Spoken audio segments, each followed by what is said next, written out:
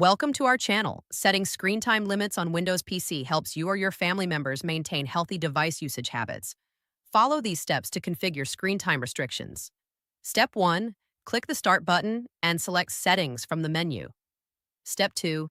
Navigate to Accounts and then select Family and Other Users from the left sidebar. Step 3. Click Add a family member if you haven't already set up family accounts on your PC. Step 4. Visit account.microsoft.com family on your web browser and sign in with your Microsoft account.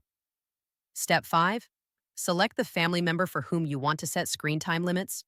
Step 6. Click on Screen Time and toggle on the Use One Schedule option to set daily time limits. Step 7. Configure time limits for each day of the week by selecting the hours when the device can be used. Step 8. Set additional restrictions, such as blocking specific apps or games during certain hours for more comprehensive control. Don't forget to like this video and subscribe to our channel.